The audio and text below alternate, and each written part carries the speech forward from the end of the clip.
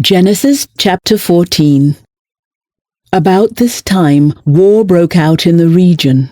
King Amraphel of Babylonia, King Arioch of Elasar, King Chedorlaomer of Elam, and King Tidal of Goyim fought against King Bera of Sodom, King Birsha of Gomorrah, King Shinab of Admah, King Shemeber of Zeboim, and the king of Bela, also called Zoar.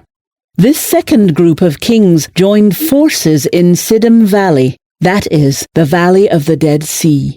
For 12 years they had been subject to King Chedorlaomer, but in the 13th year they rebelled against him. 1 year later, Chedorlaomer and his allies arrived and defeated the Rephaites at Ashtaroth-Karnaim, the Zuzites at Ham, the Emites at Sheva Kiriathaim, and the Horites at Mount Seir, as far as El Paran, at the edge of the wilderness.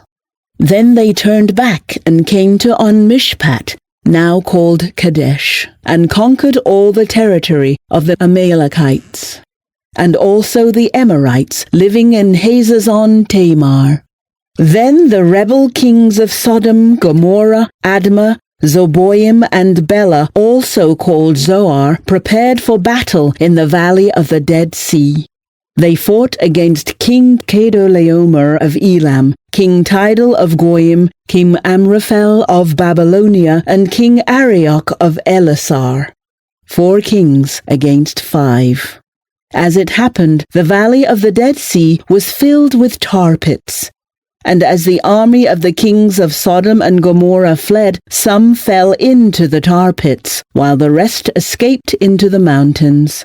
The victorious invaders then plundered Sodom and Gomorrah and headed for home, taking with them all the spoils of war and the food supplies.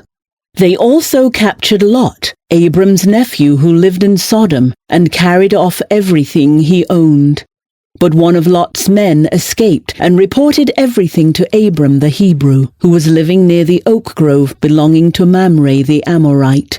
Mamre and his relatives, Eshcol and Aner, were Abram's allies. When Abram heard that his nephew Lot had been captured, he mobilized the 318 trained men who had been born into his household. Then he pursued Chedorlaomer's army until he caught up with them at Dan. There he divided his men and attacked during the night. Chedorlaomer's army fled, but Abram chased them as far as Hobah, north of Damascus.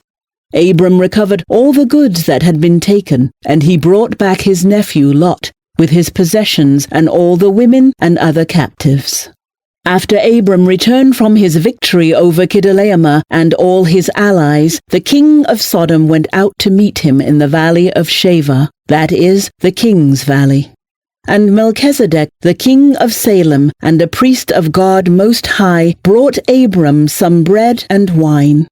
Melchizedek blessed Abram with this blessing: "Blessed be Abram by God Most High, creator of heaven and earth. And blessed be God Most High, who has defeated your enemies for you." Then Abram gave Melchizedek 1/10 of all the goods he had recovered.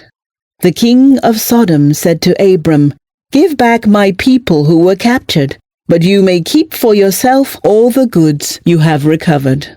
Abram replied to the king of Sodom, "I solemnly swear to the Lord God Most High, creator of heaven and earth, that I will not take so much as a single thread or sandal thong from what belongs to you. Otherwise you might say, I am the one who made Abram rich. I will accept only what my young warriors have already eaten, and I request that you give a fair share of the goods to my allies, Aner, Eshcol, and Mamre."